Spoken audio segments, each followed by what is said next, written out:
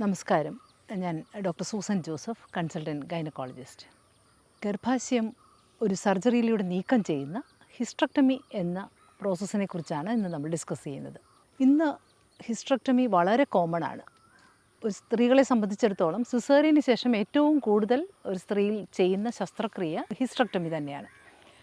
ഇന്ന് ഈ ഹിസ്റ്ററക്ടമിയുടെ alarming increase കാരണം ഗൈനക്കോളജിസ്റ്റിൻ്റെ ഒരു മെയിൻ അസോസിയേഷനായ ഫോക്സി സേവ് ദ യൂട്രസ് എന്ന ഒരു ക്യാമ്പയിൻ തന്നെ ഈ ഹിസ്റ്ററക്ടമിയുടെ അൺനെസസറി ആയിട്ടുള്ള റേറ്റ് കുറയ്ക്കുവാനായിട്ട് നമുക്ക് തുടങ്ങിയിട്ടുണ്ട്. അപ്പോൾ നമുക്ക് നോക്കിയാൽ ഏതൊക്കെ ടൈപ്സ് ഓഫ് ഹിസ്റ്ററക്ടമി ആണെന്ന് നോക്കാം. നമുക്കറിയാം യൂട്രസ് എന്ന് പറയുമ്പോൾ യൂട്രസിനൊരു ബോഡിയുണ്ട്.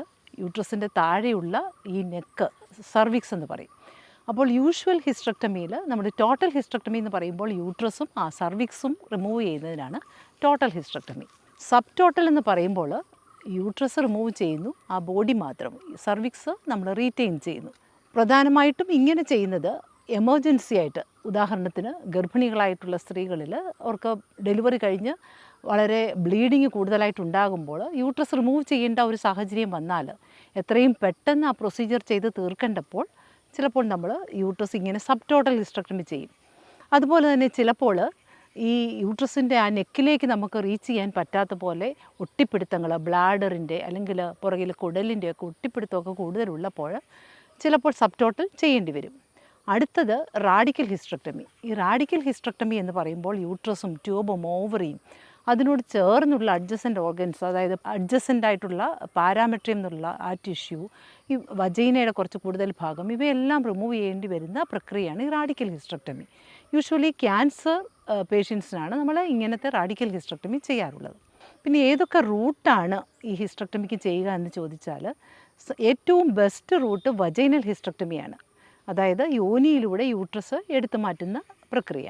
യാതൊരു മുറിവുകളും ശരീരത്തിൽ ഉണ്ടാവാത്ത പ്രക്രിയയാണിത്. ഈ വജൈനൽ ഹിസ്റ്ററക്ടമി പറ്റാത്ത സാഹചര്യങ്ങളിൽ നമ്മൾ ലാപ്രോസ്കോപ്പിക് ഹിസ്റ്ററക്ടമി പറയും. ലാപ്രോസ്കോപ്പി എന്ന് പറയുമ്പോൾ കീ ഹോൾ സർജറി, വളരെ ചെറിയ മുറിവുകൾ വയറിൽ ഉണ്ടാക്കി നമ്മൾ ഈ ഹിസ്റ്ററക്ടമി ചെയ്യുന്നു. പിന്നുള്ളത് കൺവെൻഷണൽ ആയിട്ടുള്ള ഓപ്പൺ ഹിസ്റ്ററക്ടമി. അതും വളരെ അപൂർവമായ സാഹചര്യങ്ങളിൽ നമുക്ക് ഓപ്പൺ ഹിസ്റ്ററക്ടമിയും വേണ്ടി വരാം. അപ്പോൾ നിങ്ങളുടെ കണ്ടീഷൻ അനുസരിച്ച് ഏതാണോ ഡോക്ടർക്ക് കംഫർട്ടബിൾ എന്നനുസരിച്ചും നിങ്ങളുമായിട്ട് ഡിസ്കസ് ചെയ്ത് വേണ്ട റൂട്ട് സാധാരണ ഡിസൈഡ് ചെയ്യും. അപ്പോൾ യൂട്രസ് റിമൂവ് ചെയ്യുന്ന കൂട്ടത്തിൽ തന്നെ ഓവറി റിമൂവ് ചെയ്യണമോ വേണ്ടയോ എന്നുള്ളത് മിക്കവാറും ഒരു കൺഫ്യൂഷനാണ്. സാധാരണ മിക്കവരും ഓവറി റിമൂവ് ചെയ്യാൻ പറയുക, ഈ യൂട്രസ് റിമൂവ് ചെയ്ത് ഓവറി വെച്ച് കഴിഞ്ഞാൽ ഭാവിയിൽ ഓവറിയിൽ ഒരു ക്യാൻസറോ അല്ലെങ്കിൽ ഓവറിയിൽ ഒരു സിസ്റ്റോ ഒക്കെ ഉണ്ടായാൽ പിന്നെയും സർജറി വേണ്ടി വന്നാൽ അതൊരു പ്രശ്നമാകില്ലേ എന്ന് വിചാരിച്ച് ഒരു 45 വയസ്സിന് ശേഷം ഓവറി റിമൂവ് ചെയ്യുന്നവരാണ് ഭൂരിഭാഗവും. എന്നാൽ ഒരു റീസെൻ്റ് ആയിട്ടുള്ള ഒരു പഠനം ഡെൻമാർക്കിൽ 2022 1.5 ലക്ഷം സ്ത്രീകളിൽ, അതായത് യൂട്രസ് റിമൂവ് ചെയ്ത കൂട്ടത്തിൽ ഓവറി റിമൂവ് ചെയ്തവരും ഓവറി റിമൂവ് ചെയ്യാത്തവരുമായിട്ടുള്ള ഒരു ഗ്രൂപ്പിൽ ഒരു സ്റ്റഡി നടത്തിയതിൽ 10% മരണനിരക്ക് 10 വർഷത്തിനകം ഓവറി റിമൂവ് ചെയ്തവരിൽ, ഓവറി വെച്ചിരിക്കുന്നവരെക്കാട്ടിലും ഓവറി റിമൂവ് ചെയ്തവരിൽ കൂടുതലായിട്ട് കണ്ടു. ഈ സ്റ്റഡി നടത്തിയത് 45-നും 54-നും ഇടയ്ക്കുള്ള പ്രായത്തിലുള്ളവരിലാണ്. ഇപ്പോൾ അതിൻ്റെ അർത്ഥം മെനോപോസ് ആയിക്കഴിഞ്ഞാൽ പോലും സ്ത്രീകളിൽ ആ ഓവറിക്ക് ഫങ്ഷനുണ്ട്. ആ ഓവറിയിൽ ചില ഹോർമോൺസ്, അതായത് ഈസ്ട്രജൻ അല്ലെങ്കിലും ഈ ചില ആൻഡ്രോജനിക് ഹോർമോൺസൊക്കെ കൂടുതലായിട്ട് ഉണ്ടാവാം. അപ്പോൾ ഇത് സ്ത്രീകളുടെ വെൽബീയിങ്ങിന്, സെക്ഷുവൽ ഡിസയറിന് ഒക്കെ ആവശ്യമായ, ബോണിൻ്റെ ഹെൽത്തിന് ഒക്കെ ആവശ്യമായ ഹോർമോണുകൾ വീണ്ടും ഉൽപ്പാദിപ്പിക്കപ്പെടുന്നുണ്ട്. ഇപ്പോൾ നമ്മളുടെ സാധാരണ ഇപ്പോഴുള്ള ഒരു സജഷൻ 55 വയസ്സ് വരെയും കഴിയുന്നതും ഓവറി കീപ്പ് ചെയ്യുക.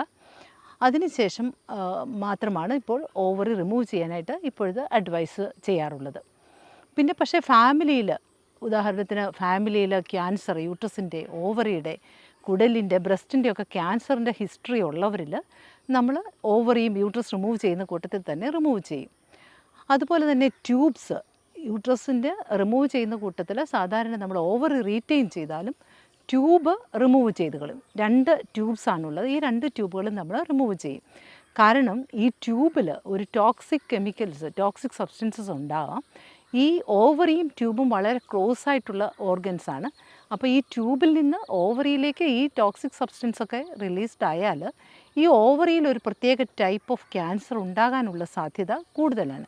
അതിനാൽ ഇപ്പോൾ യൂട്രസ് റിമൂവ് ചെയ്യുമ്പോൾ കൂടെ തന്നെ ട്യൂബ്സും റിമൂവ് ചെയ്യാറുണ്ട്. ഓവറി റീറ്റെയിൻ ചെയ്യുകയും ചെയ്യും. പിന്നെ നമുക്ക് ചിലർക്ക് സാധാരണ കാണുന്ന ഒരു സംശയം, ഇപ്പോൾ യൂട്രസ് റിമൂവ് ചെയ്ത് കഴിഞ്ഞാൽ അവർക്ക് അവരുടെ ലൈഫിൽ അവർക്ക് അവരുടെ വെൽബീയിങ്ങിനെ അഫക്റ്റ് ചെയ്യുമോ, അവർക്ക് സെക്ഷുവൽ ഫങ്ഷൻ സാധാരണ പോലെ പറ്റുമോ? ചില ഭർത്താക്കന്മാരെയും നമുക്കറിയാം, ഭാര്യയുടെ യൂട്രസ് റിമൂവ് ചെയ്ത് കഴിഞ്ഞാൽ പിന്നെ സെക്ഷുവൽ ഫങ്ഷൻ പറ്റില്ല എന്ന് വിചാരിക്കുന്നവരുമുണ്ട്. സാധാരണ നമ്മൾ യൂട്രസ് മാത്രമാണ് റിമൂവ് ചെയ്യുന്നത്, വജൈന നമ്മൾ റിമൂവ് ചെയ്യാറില്ല. പ്രത്യേകിച്ച് ഓവറി റീറ്റെയിൻ ചെയ്താൽ ഈ സെക്ഷുവൽ ഫങ്ഷനൊന്നും പ്രശ്നമുണ്ടാകില്ല, ഡ്രൈനെസ് ഒക്കെ കുറയും. പക്ഷേ ചിലപ്പോൾ നാച്ചുറലായി മെനോപോസായി കഴിയുമ്പോഴുള്ള ആ ചേഞ്ച് യൂട്രസ് റിമൂവ് ചെയ്തവരിലും ലൂബ്രിക്കേഷൻ്റെ കുറവൊക്കെ ഉണ്ടാവാം.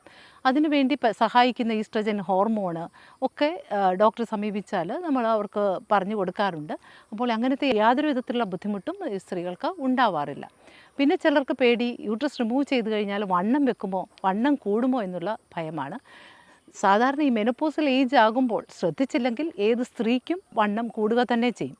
അപ്പോൾ എക്സസൈസും ഡയറ്റും ഒക്കെ കൺട്രോൾ ചെയ്താൽ അവർക്ക് ഈ ഒബിസിറ്റിയെക്കുറിച്ച് പേടിക്കേണ്ട കാര്യമില്ല.